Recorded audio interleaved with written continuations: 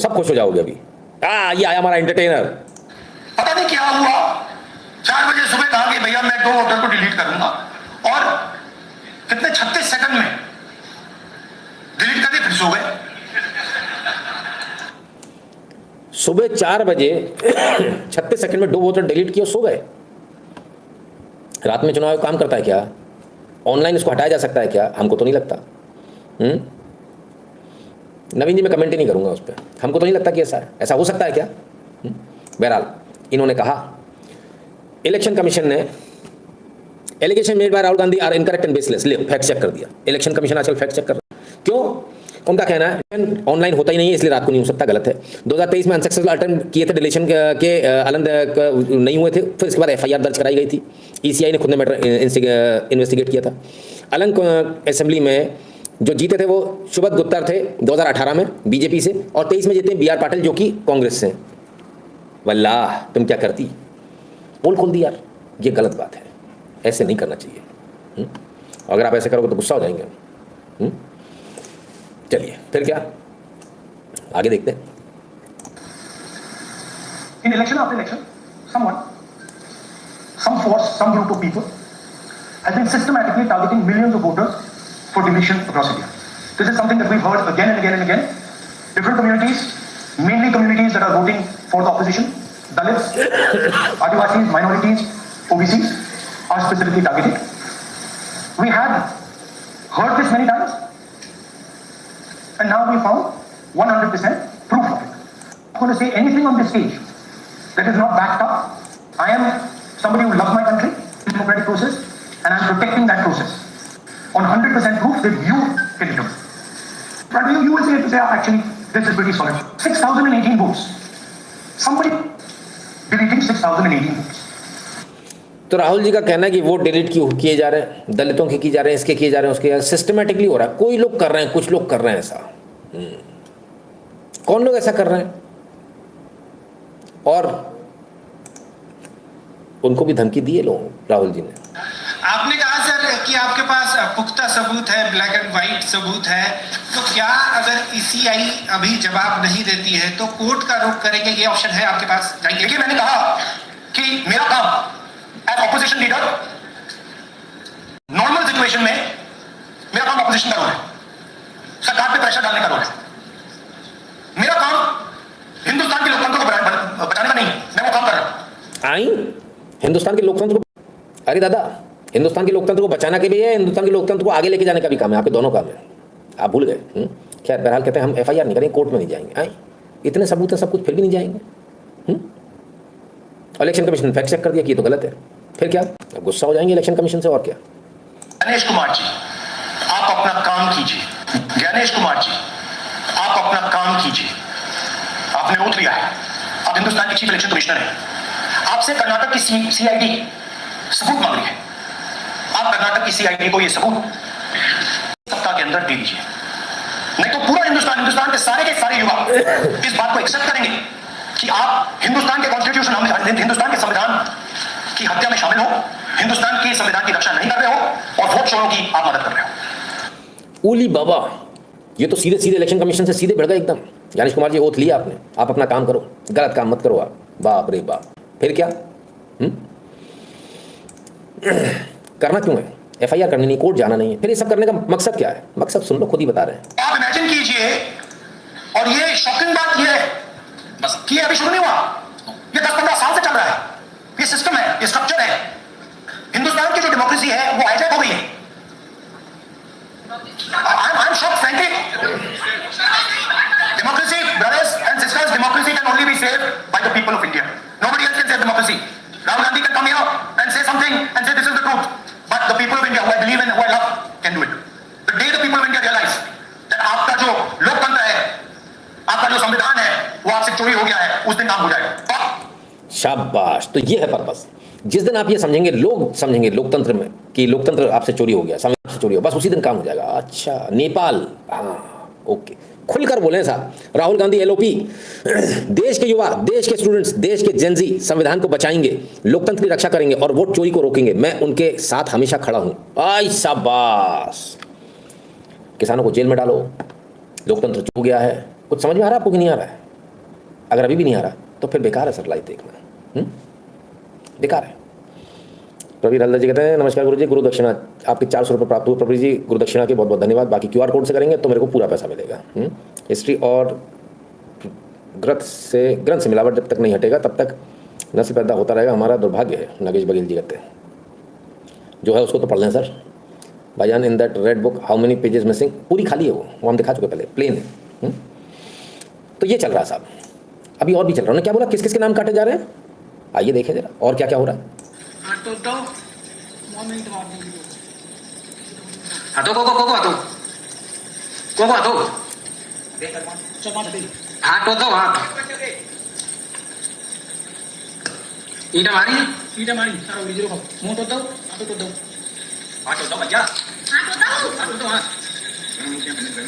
ठीक है तो लाल हुआ तो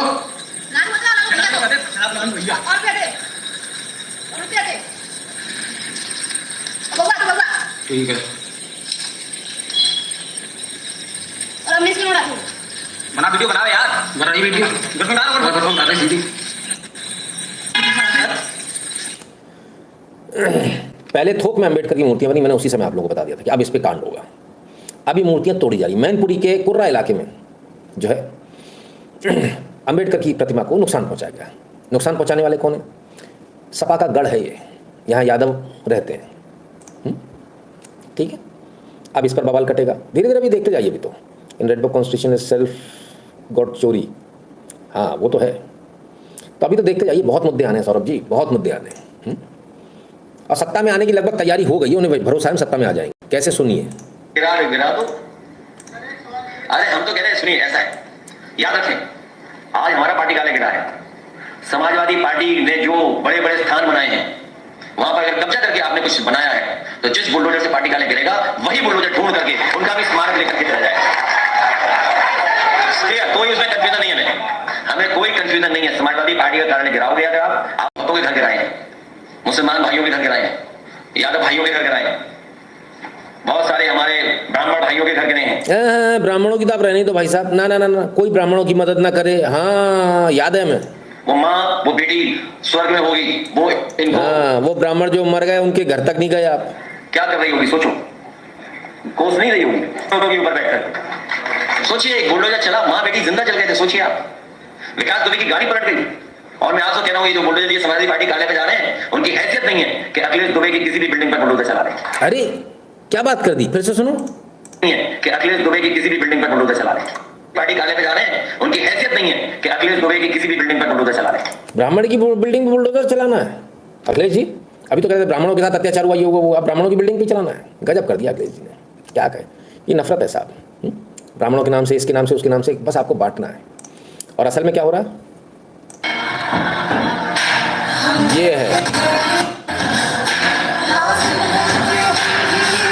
ये देखिए, ये देखिए, ये भगवा झंडियों को किस तरह से, ये देखिए किस तरह से तोड़ा, जानबूझकर तोड़ा जा रहा है। ये देखिए, ये देखिए।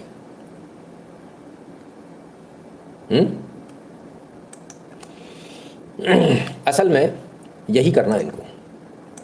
आइए दूसरी जगह चलते हैं, जगह जगह एक ही चीज मिलेगी।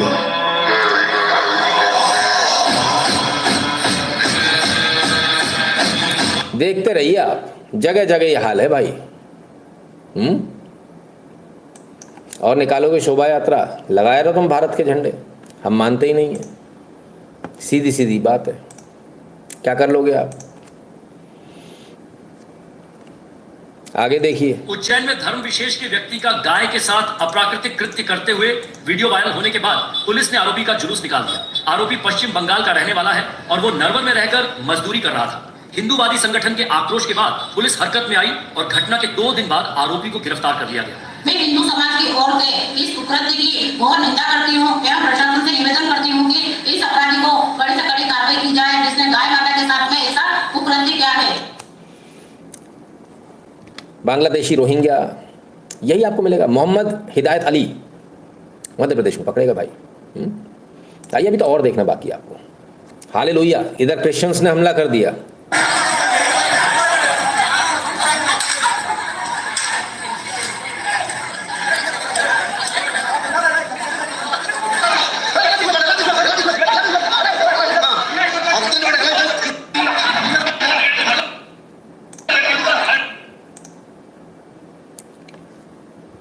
क्या भैया, फोटो तो साहब की लगी है, हैं?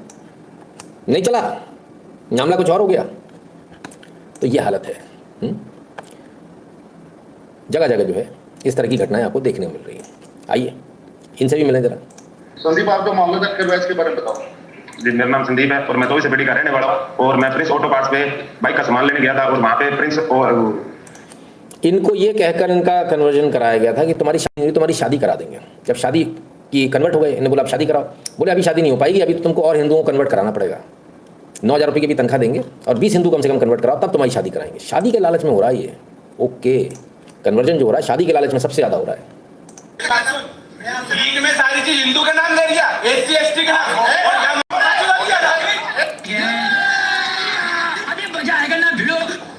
क्या नाम आपका? जब्बार खान। कहाँ रहते हैं? कहाँ पर? इधर आपके क्या कार्रवाई हो रही है? आपके चल रही है? किसके बारे में बता रहे हैं? किसकी? खराब हो जाएगा भाई, भाग अम्मा भाई। सिस्टम लगा हुआ पूरा किताब मकसद। जब्बार खान साहब लोग मुसलमान नहीं बना पा रहे, बोले कोई बात नहीं, कन्वर्ट करके हम ईसाई बना देंगे। जब्बार खान खुद हुए क्या कन्वर्ट? अभी भी जब्बार खान ही नाम है। कमाल है, समझ रहे हो आप कुछ? और यहाँ पर भी वही होगा, शादी नहीं हो रही तो शादी करा देंगे, शादी नहीं हो रही तो शादी करा देंगे। आइए मीम देखिए जब तक। Laughing, okay, because there's a bill that's just been passed in Pakistan to say that every man has to have 2 wives, okay, and they have to be burdened with that responsibility. Let's not call it a burden, shall we? To look after them, because there's too many women in Pakistan now, and the men have to step up their game. महिलाएं ज़्यादा हुई पाकिस्तान में जो है 2 महिलाओं से कम शादी करनी पड़ेगी, ऐसा बिल आ गया, ऐसा ही बता रही हैं। इतनी महिलाएं होंगी तो भारतीय लोग क्या कर रहे हैं? अच्छी बात है, तो भाईचारा भी बढ़ेगा। कमाल है। हालांकि ऐसा कोई बिल नहीं आया, ये भी कोई दो राय नहीं कि वहाँ पर महिलाएं ज़्यादा हैं। उसका फ़ायदा लेना चाहिए, अब ले ही नहीं पाते लोग। What country in Asia has the worst looking ladies? Indian. Oh, like Indian. I'm not Indian. I like Indian. Why Indian? Why do you like Indian? Huh? They smell punk. That's fine. You would never go for an Indian girl? Never. Wallahi, never. I'll go for a fish, but not Indian. So what country are you from? Bangladesh? Where? Sri Lanka. You Sri Lankan? Okay. Sri Lanka वालों को क्या हुआ भाई? इसने अपनी शक्ल देखी है, कहता इंडियन लड़की से मैं शादी नहीं करूँगा चाहे कुछ भी हो जाए। गजब है साहब, शक्ल तो देखो, शक्ल देख लो फिर आगे बात करें तो सही भी रहे। क्या बोले, विचित्र स्थिति है। छोटी सी बच्ची के साथ ही तो किया था, अब 10 साल हो गए। धुएं से बहुत प्रॉब्लम होती है, समझो। इसलिए धुएं वाले को जेल में डाल दो, रेप वाले को नहीं। और इन पर कार्रवाई कुछ नहीं होगी। अब आप खुद ही पढ़ो, मैं पढ़ूंगा नहीं इसको, है ना? पढ़ लीजिए,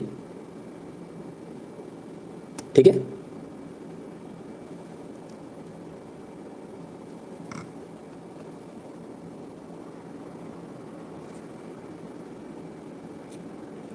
ये सरोज सरगम के नाम से गंदी है, सरोज सरगम मिर्ज़ापुर। ये इतनी गंदी है साहब, इतनी गंदी है कि इसको टैग कर करके आप लिख लिख के पागल हो जाएंगे, लेकिन भाई साहब कोई सुनने को तैयार नहीं है। 6 FIR इस पर हो चुकी हैं। और सबसे बड़ी बात, इनको टैग किया गया था IPS संतोष M को, IPS है, अपना टैग छुड़ाकर भाग गए। योगी आदित्यनाथ जी को भी टैग किया। क्यों संतोष साहब, क्या आपकी सीधे सीधे आपने उसको कुछ संरक्षण दे रखा है क्या? मेरा सवाल सीधे IPS साहब से, क्या आपने कोई संरक्षण दे रखा है क्या? ऐसी क्या कारण है कि आपको टैग छुड़ाकर भागना पड़ा? IPS साहब गायब। चलो, मिर्जापुर पुलिस का कहना है कि हमने मुकदमा दर्ज कर लिया। कितने मुकदमे दर्ज करोगे? रोज यही काम कर रही हो, रोज भगवानों को अपमानित कर रही है, रोज, एवरी डे, हर दिन का यही काम है। रोज एक वीडियो बनाती है गंदी गाली के साथ। माँ दुर्गा को गाली दी है इसने, खुद गंदी, बिकाऊ, 2-2 रुपए में बिकने वाली। आइए बोलना शुरू करूंगा तो नॉन स्टॉप बोलूंगा, फिर लोग बोलेंगे भाई साहब बहुत गाली देते हो आप। तो इनको संभाल लो महाराज, योगी आदित्यनाथ जी तक जरा इसको पहुंचा दो, इसको अरेस्ट करके अंदर डाल दो। ये अगर दिख गई ना कहीं, आप कानून मजबूर मत करो हमको, अपने हमारे हाथ में हम लें कानून को, इस पर मजबूर मत करो। आप पहले उसमें एक्ट कर लो। मिर्ज़ापुर पुलिस बहुत अच्छी तरह से सुन ले, समझ ले, और वहाँ जो भी SP बैठा है, IG बैठा है, और जो DGP उत्तर प्रदेश का बैठा हुआ है, आप मजबूर मत करो हमको, है ना? नहीं, तेल लेने गया तुम्हारा कानून और तुम्हारी धाराएं, तुम्हारा ये। अगर हमारे भगवान के लिए बार बार ये बोला जाएगा तो इसका मतलब हमें मान लेंगे आप हमें इंस्टिगेट कर रहे हो, आप हमें प्रोवोक कर रहे हो जबरदस्ती कानून हाथ में लेने के लिए, ठीक है? और तेल लेने गया SC ST एक्ट, हमें कोई फर्क नहीं पड़ता। फिर हम उस तरीके से बात करेंगे जिस तरीके से की जाती है। हो सकता है बहुत सारे लोगों को समझ में ना आए वो बात। संतोष बाबू को समोसा मिल गया होगा, 100%। क्या बात कर दी आपने, ये तो मामला ही वही रहता है, ठीक है ना? आइए अब इनसे मिलिए। प्रोफेसर सुनीता मिश्रा हैं, वाइस चांसलर हैं मोहनलाल सुखाड़िया यूनिवर्सिटी की। इन्होंने जो है ये कहा था कि औरंगजेब का शासन जो है वो सुशासन था, उसमें सब चीज़ें ठीक से चलती थी, ऐसा इनका कुछ वक्तव्य आया था। उसके बाद इनका लेटर आया है, कहती हैं मैं प्रोफेसर डॉक्टर सुनीता मिश्रा, कुलपति मोहनलाल सुखाड़िया विश्वविद्यालय उदयपुर, हाथ जोड़कर श्री राष्ट्रीय राजपूत करणी सेना समस्त मेवाड़ वासियों, राजस्थान वासियों एवं विशेषकर राजपूत समाज से क्षमा प्रार्थी हूँ। इनका क्षमा प्रार्थी, इन्होंने हाथ जोड़कर क्षमा प्रार्थी हूँ कहना है। प्रोफेसर सुनीता मिश्रा का वाइस चांसलर है, क्या करना चाहिए? माफ़ करना चाहिए या फिर ये करना चाहिए भाई इनको हटाया जाए?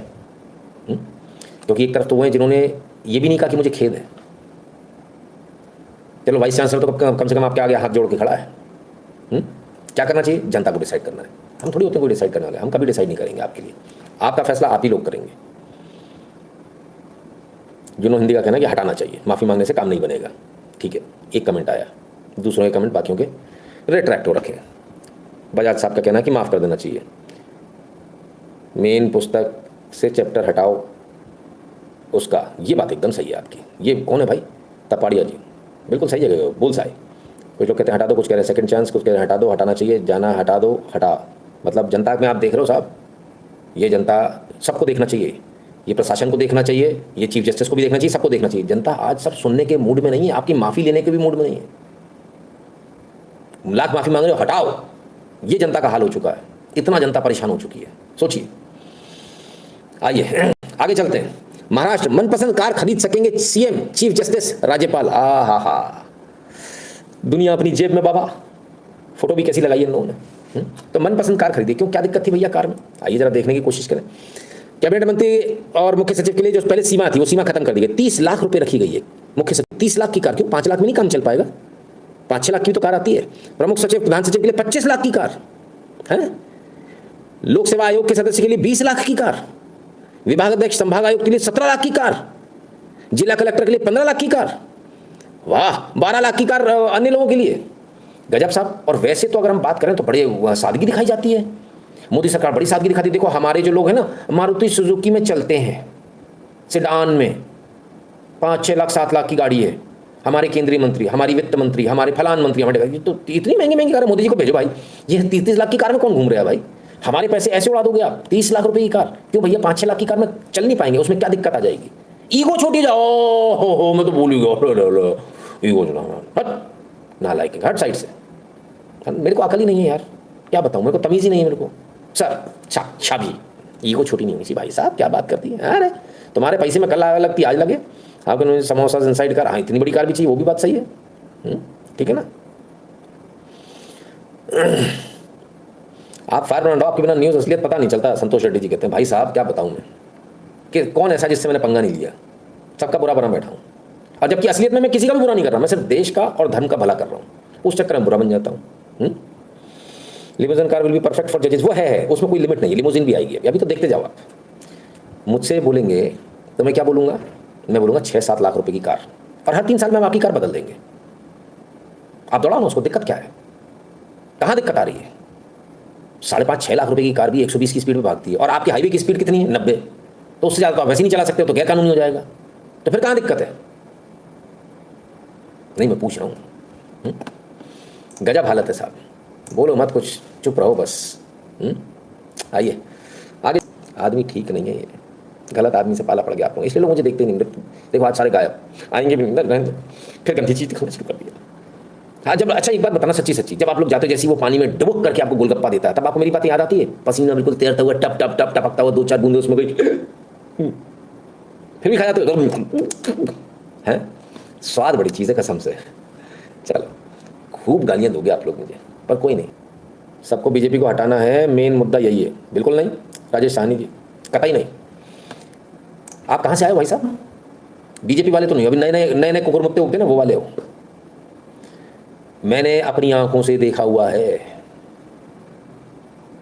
एक सज्जन जा रहे थे, छोटा सा किस्सा सुना देता हूँ 2 मिनट का। एक सज्जन जा रहे थे, मुझे ले चले, बोले चलो यार। हमने कहा चलो, कहाँ जाना है? बोले कोई वो भाई साहब पास हो रहे हैं यहाँ से, तो जरा उनसे मिल के आएंगे। ठीक है, वो भाई साहब से मिलने गए। ठीक है, इनके होंगे भाई साहब। हमने कहा शक्ल वकल तो मिल नहीं रही, हमें कौन है ये? बोले RSS के प्रचारक है। हमने कहा अच्छा। हमने कहा प्रचारक है तो ठीक है भैया। तो ऐसी ट्रेन थोड़ी देर रुकती है। हमने कहा पानी की बोतल, वो बात कर रहे थे, हमने कहा पानी की बोतल, में पानी की बोतल ले आया। भैया पानी की बोतल दे दो। उन्होंने पानी की पानी की बोतल क्यों? ये मैं तब की बता रहा हूँ, 10 रुपये की थी पानी की बोतल, तब की बात बता रहा हूँ। अरे ना, वापस, इसको वापस करो, ये पैसे काम आएंगे। 10 रुपये की पानी की बोतल नहीं खरीदने वाले लोग, वहां से ये पार्टी खड़ी हुई है। और आपने कमेंट कर दिया कि बीजेपी को हटाओ। क्या ये फिजूल खर्ची इसको RSS इसकी सम्मति देता है क्या? अगर देता है तो मंजूर है, कोई दिक्कत नहीं। अगर वो कहते हैं हाँ ठीक है तो ठीक है, कोई प्रॉब्लम नहीं।